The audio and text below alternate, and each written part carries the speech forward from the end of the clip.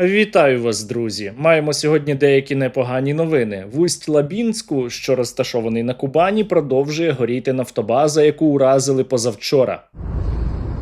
Что-то горит непонятное. То ли заправка, то ли...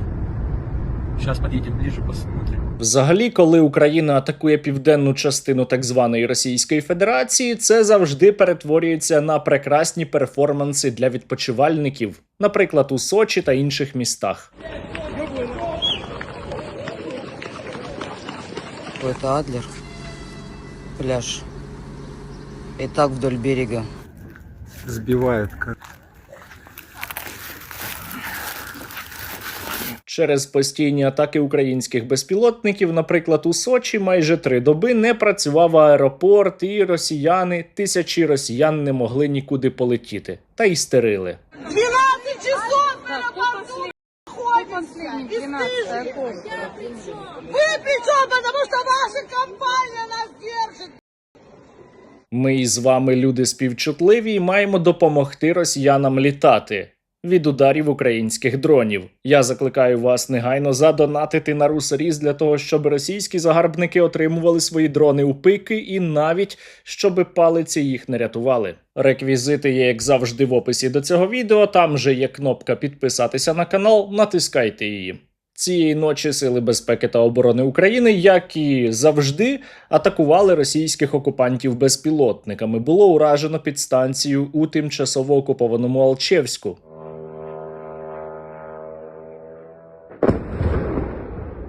Это что? По іще одній електропідстанції українські дрони прилетіли у тимчасово окупованому Маріуполі. Штук 4 уже прилетело. Я хуй знает, это дом горит или подстанция. Та найприємніші, я би іще сказав, найтепліші новини до нас прийшли із міста Новоросійськ, одного із головних російських експортних хабів нафти. Фаршик. Там уже минут, наверное, час бомбят, просто все уже горит. Дрони атакували одну незвичайну нафтобазу, вона розгорілася, вирує пожежа, багато диму, місцеві чекають на нафтові дощі. Вон как дымится. Ждем нефтяной дождь, как в Туапсе. Ну, советую, вот сегодня погуляли, наверное, мы из дома сегодня больше не будем выходить. Ота незвичайна нафтобаза, по якій прилетіло, називається Грушовая. Вона є важливою частиною комплексу Шесхаріс у Новоросійську, через який проходить значна частина морського нафтового експорту так званої Російської Федерації. Сам комплекс може перевалювати приблизно 3,5-4,5 мільйони тонн нафти щомісяця, обслуговуючи 35-40 великих танкерів. Тому так, цей удар дуже важливий. Крупнейший резервуарный парк в России.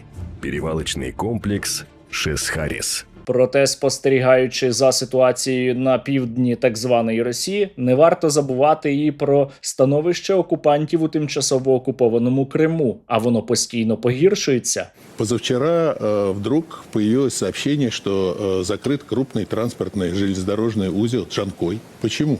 А знаете почему? Задайте вопрос, почему.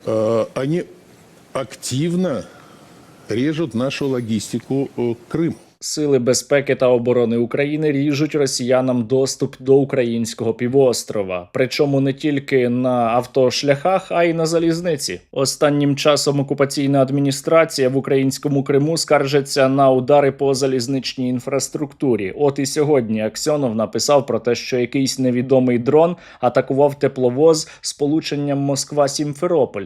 І я не розумію, що йому не подобається, адже Крим – це Україна, а у нас в Україні такі потяги не ходять. Та і зрештою, око за око, як то кажуть. Давайте згадаємо, як росіяни неодноразово цілеспрямовано безпілотниками, як FPV-дронами, так і шахедами атакували українські потяги, в тому числі і били по пасажирських вагонах цілеспрямовано.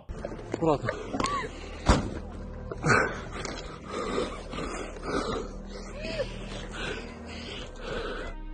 До мене сюди. Мужики, помагайте, йдіть сюди. Зараз для окупантів усе тільки починається, і я би їм наполегливо не рекомендував би їздити в український Крим.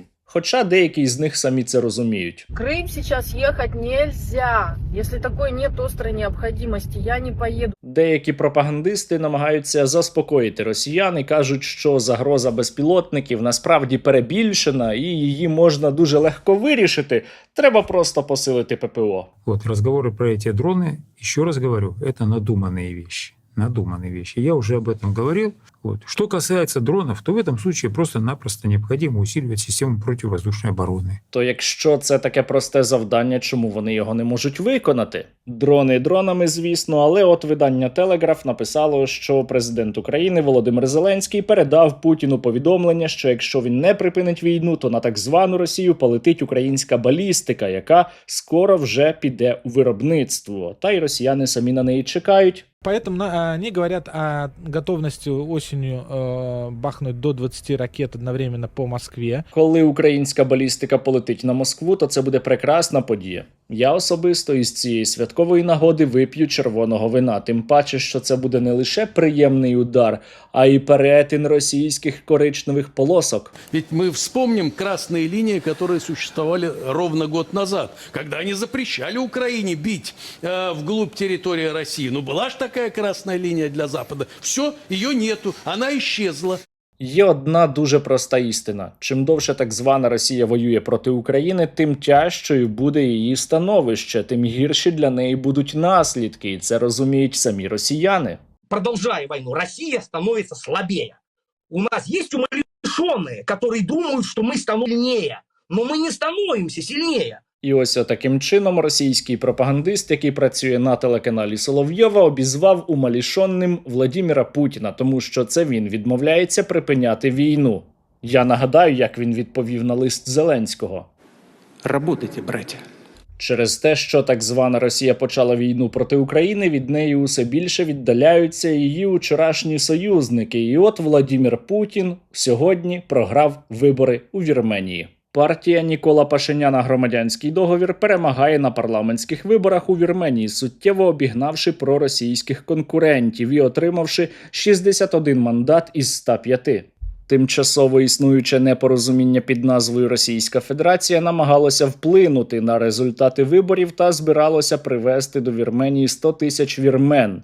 Звісно, проросійських. Відносини Вірменії та так званої Росії почали погіршуватися не учора, а набагато раніше. Звісно, велику роль у цьому відіграла російська агресія проти України, але також і нездатність так званої Росії або небажання втрутитися у конфлікт на Нагірному Карабасі. Не участвуем в работах ОДКБ, потому что из-за простой причины. Мы до сих пор не в состоянии объяснять нашему народу, нашим гражданам, почему ОДКБ не среагировала. Останнім часом Вірменія помітно почала зближуватися із Заходом, підписала договір про стратегічне партнерство із Сполученими Штатами Америки. Президент Зеленський прибув до Єревану на саміт зовсім нещодавно. І ще Вірменія задекларувала намір вступити до Європейського Союзу. Звісно, пропагандисти лютували. У власти в Ереване находится абсолютно враждебный России режим, который, в общем, по-хорошему нужно свергнуть. Армения вышла из состава СССР по закону? Нет. Значит, это незаконное государственное образование. Образився на Вірменію також і Владімір Путін, і навіть почав публічно погрожувати країні долею України, тому що Україна свого часу теж хотіла до Європейського Союзу. Вот мы сейчас переживаем все, что происходит на украинском направлении. А с чего началось-то? Со вступления или попытки вступления Украины в ЕС. Перший етап був, тільки перший етап. Провідні російські політологи також висловили свою експертну оцінку щодо розвороту Вірменії на захід. Вони невдоволені. Армения планирует вступить в Евросоюз. Я думаю, что она очень заблудилась. Нікол Пашинян публічно відповідав Владіміру Путіну на його претензії словами про те, що взагалі-то у Вірменії не обмежують соцмережі і там є демократичні вибори. Армения демократическая страна, и у нас фактически всегда есть политические процессы, И это для нас уже обычная вещь. Тому те, що сьогодні відбулося, це чудові новини. І для України також. У Вірменії перемогли демократичні сили, які дружньо налаштовані до нас. І, відповідно, Російська Федерація дуже серйозно втрачає. Потеря Армении – вот это гигантская проблема. Россию выталкивают из Армении. Что получается?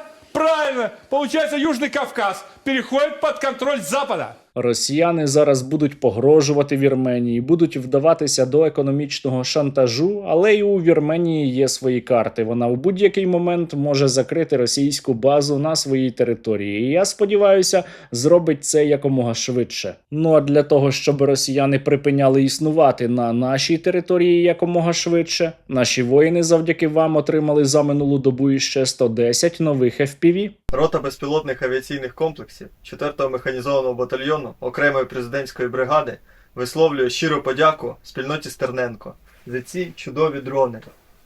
Слава Україні! Героям слава! Бажаю здоров'я! Ми бійці батальйону безпілотних систем 30-ї окремої механізованої бригади. Висловлюємо подяку спільноті Стерненка та пану Сергію за надані нам 20 дронів в рамках програми «Секретний Русаріс».